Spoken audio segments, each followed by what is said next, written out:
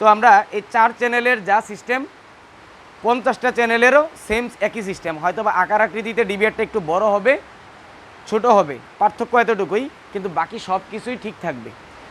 আসসালামু আলাইকুম রহমতুল্লাহ। আশা করি সকল বন্ধুরা ভালো আছেন, সুস্থ আছেন। আমিও আল্লাহর অশেষ মেহরবানিতে ভালো আছি এবং সুস্থ আছি। আজকে আমরা কথা বলবো হচ্ছে ডিবিআর নিয়ে। আমাদের গত ভিডিওতে আমরা বলছিলাম যে ডিবিআর নিয়ে একটা বিস্তারিত ভিডিও দিব। তো আজকের ভিডিওতে আমরা জানবো যে এই ডিবিআরের ভিতরে কিভাবে কি থাকে বা এটার বিস্তারিত যা কিছু আছে সব কিছু আজকের ভিডিওতে আমি দেখানোর চেষ্টা করব। তো এটা হচ্ছে হিগভিশন ব্র্যান্ডের একটি ডিবিআর। তো এই ডিবিআরের দেখা যায় পিছন সাইডে আমাদের অনেকগুলো পোর্ট থাকে।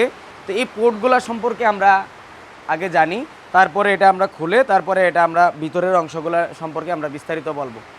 তো এই যে ডিবিআরটা আছে, এই ডিবিআরটা হচ্ছে 4 চ্যানেলের একটা ডিবিআর। তো এটাতে আমরা সর্বোচ্চ 4টা ক্যামেরা ইনপুট দিতে পারবো।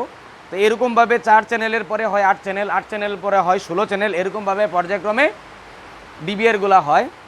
তো আমরা সর্বনিম্ন হিগভিশন ব্র্যান্ড প্লাস হচ্ছে দাহুয়া ব্র্যান্ড, এই দুইটা ব্র্যান্ডের ভিতরেই শুধুমাত্র সর্বনিম্ন 4টা ক্যামেরার নিচে আর ডিবিআর হয় না।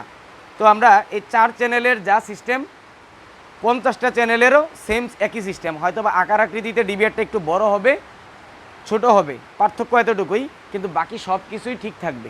এগুলোর নাম হচ্ছে, এই পোর্টগুলোর নাম হচ্ছে চ্যানেল। এই চ্যানেলের মাধ্যমে আমরা ইমেজ প্লাস অডিও এবং ভিডিও এই সবগুলো জিনিস এটার মাধ্যমে ইনপুট হয়। কোথায়? ডিবিআরে। এখন এই ডিবিআরের চ্যানেল বুঝলাম। 2 নম্বরে আছে হচ্ছে এইচডিএমআই পোর্ট।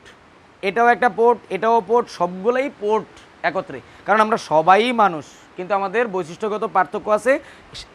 সেম এরকমভাবে আমাদের ডিভাইসগুলোরও কি পার্থক্য আছে। তো এখানে 2 নম্বরে যেহেতু আছে কি এইচডিএমআই, তো এই এইচডিএমআই পোর্টটা হচ্ছে আমরা ভিডিও, অডিও প্লাস ইমেজ ডিবিআরে ইনপুট দিলাম। এখন এটাকে দেখতে হবে, আমরা মনিটরে অথবা বড় পর্দায় আমরা এটাকে দেখি। এখন দেখার মাধ্যম হিসাবে এই 2টা পোর্ট ব্যবহার করা হবে। একটা পোর্ট হচ্ছে এইচডিএমআই পোর্ট, আর একটা পোর্ট কি বিজিএ পোর্ট। তো এই এইচডিএমআই পোর্টের মাধ্যমে আমরা বড় পর্দায়, যে আমাদের এখানে যেটা আছে 42 ইঞ্চি যে মনিটর, ওই মনিটরে যদি আমরা দেখতে চাই, আমরা এই এইচডিএমআই পোর্টের মাধ্যমে আমাদের এখানের ছবি, ভিডিও, অডিও সবগুলো এখানে দেখতে পারবো। আর যদি আমাদের ছোট মনিটর হয়, সেক্ষেত্রে আমরা এই বিজিএ পোর্টের মাধ্যমে আমরা কি করতে পারবো, ইমেজগুলা, ভিডিও, অডিও সবগুলো আমরা এই বিজিএ পোর্টের মাধ্যমে দেখতে পারবো। এরপরে যে পোর্টটা আছে সেটা হচ্ছে আমার এখানে লেখা আছে অডিও আউট এবং ইন। লাল যে পোর্টটা, এটা হচ্ছে অডিও ইন। ক্যামেরা থেকে এসে আমরা যদি অডিও শুনতে চাই ক্যামেরার, সেক্ষেত্রে আমাদের ক্যামেরা থেকে যে অডিও লাইনটা আসবে এটা এসে প্রবেশ করবে হচ্ছে এই লাল এই পোর্টে, ইনপুটে। আর যদি আমরা এটাকে শুনতে চাই, সেক্ষেত্রে আমরা স্পিকার লাগাইতে পারি, অথবা টিভির যে স্পিকার আছে সেটাতে আমরা শুনতে পারি। তার জন্য দরকার হবে আমাদের এই সাদা পোর্ট, এটা হচ্ছে আউটপুট পোর্ট।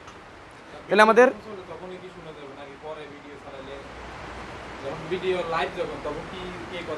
হ্যাঁ, লাইভ সরাসরি তুমি ক্যামেরাটার সামনে যা বলবা তাই এখানে শোনা যাবে। এবার তুমি দেশ থেকে শুনো আর বিদেশ থেকে শোনো, ঠিক আছে? আচ্ছা, তাইলে আমাদের চ্যানেল গেল, এইচডিএমআই পোর্ট গেল, বিজিএ পোর্ট গেল, অডিও পোর্ট গেল। তারপরে যেই আর কিছু পোর্ট আছে সেটা হচ্ছে এখানে লেখা আছে ল্যান অ্যান্ড ইউএসবি পোর্ট। এখন এই ল্যান পোর্ট সবার উপরেটা হচ্ছে আমার LAN port local area network. এখন এই লোকাল এরিয়া নেটওয়ার্ক মানে হচ্ছে আমরা যদি এই ডিবিআরটাকে অনলাইন করতে চাই, এটা তো অফলাইনে আছে, এখন যদি সেটাকে আমরা অনলাইন করতে চাই, এখন অনলাইন কেন করি?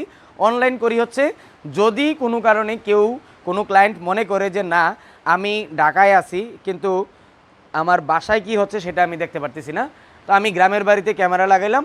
এখন আমি কি করব, আমার গ্রামের বাড়িতে কি হচ্ছে না হচ্ছে সেটা আমি দেখবো এখানে ঢাকায় বসে। অথবা বিভিন্ন অফিস আদালতে আমরা এই ল্যান্ডপোর্ট লাগাই। ল্যান্ডপোর্ট লাগানোর উদ্দেশ্য একটাই, আমি দূর দূরান্ত থেকে আমি আমার এই ক্যামেরাতে কি হচ্ছে না হচ্ছে সেটা আমি দেখতে পারবো। তাহলে আমার এই ল্যান্ডপোর্টের মাধ্যমে আমরা দেখতে পারি, এই জন্য কারণ এটাতে ইন্টারনেট কানেকশন দেয়া থাকে। তাহলে আর এই যে 2টা ইউএসবি পোর্ট আছে, একটার মাধ্যমে আমরা এই ডিবিআরটাকে পরিচালনা করার জন্য আমরা মাউস ব্যবহার করি।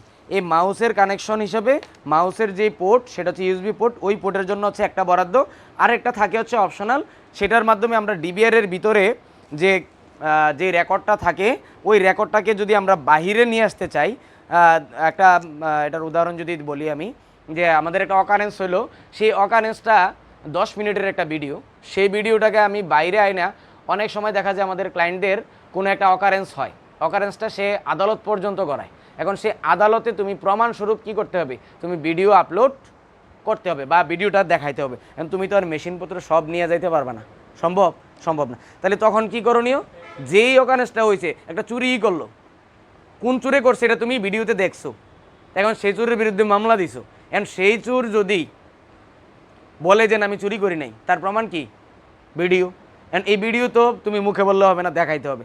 দেখানোর জন্য সিস্টেম কি, মেশিনে কি ভিডিওটা কি আছে। এখন এটাকে কিভাবে নিবা, এটাকে ইউএসবি পোর্টের মাধ্যমে পেন ড্রাইভ ইউজ করে বা মেমোরিতে কার্ড রিডার ব্যবহার করে যে কোনোভাবে তুমি ইউএসবি পোর্ট থেকে কি করতে পারবা ওই ভিডিওটা। প্লাস হচ্ছে আরেকটা পোর্ট আছে, সেটা হচ্ছে 12 ভোল্ট, এখানে 2টা দাগ দেয়া আছে। হ্যাঁ, এই 2টা দাগের মানে হচ্ছে এটা হচ্ছে ডিসির দাগ। তো এটা হচ্ছে আমার এই ডিবিআর চলার জন্য আমার পাওয়ার লাগবে, সেই পাওয়ারের পোর্ট হচ্ছে কি এটা। আর সর্বোপরি এখানে একটা স্ক্রু দিয়ে একটা চিহ্ন দিয়ে দিছে, সেটা হচ্ছে আর্থিং। এখন আর্থিংটা কেন, অনেক সময় দেখা যায় যে আমরা যখন পাওয়ার দিই, পাওয়ার দেওয়ার পরে এই ডিবিআরে হাত দিলে জিনজিন করে মানে শক লাগে, এরকম একটা অনুভূতি হয়। তো আমরা যদি এরকম হয়, যেটাকে আমরা আর্থ লিকেজ কারেন্ট বলি, ওই আর্থ লিকেজ কারেন্টটার থেকে বাঁচার জন্য বা এটা দূর করার জন্য আমাদের করণীয় হচ্ছে এই স্ক্রুটা থেকে একটা তার লাগিয়ে সেটাকে আমরা মাটিতে সংযোগ করে দিতে হবে। তখন আমার এই লিকেজ কারেন্টটা আমাকে প্রবেশ না করে মাটিতে সে চলে যাবে। এটার ভিতরে খুলে দেখব যে আসলে এটা ভিতরে দেখতে কেমন, ভিতরের অংশটা দেখব। ক্যামেরা সামনে আনো। এই হচ্ছে ডিবিআর। এই ডিবিআরের ভিতরে আসলে দেখতে এরকম, শুধুমাত্র একটা এই মাদারবোর্ড থাকবে, এই মাদারবোর্ডের থেকেই যত কার্যক্রম আছে এগুলা পরিচালিত হয়। আমার তথ্যগুলো জমা রাখার জন্য আমার এই হার্ড ডিস্কটাকে আমি বসাবো। এখন ডিবিআরটা কেনার পরে এটার ভিতরের কাজ থাকে হচ্ছে এটার হার্ড ডিস্কটাকে কানেকশন করে নিতে হবে। হার্ড ডিস্ক ভিতরে কানেকশন করা থাকবে না, এটাকে কানেকশন করে নিতে হবে।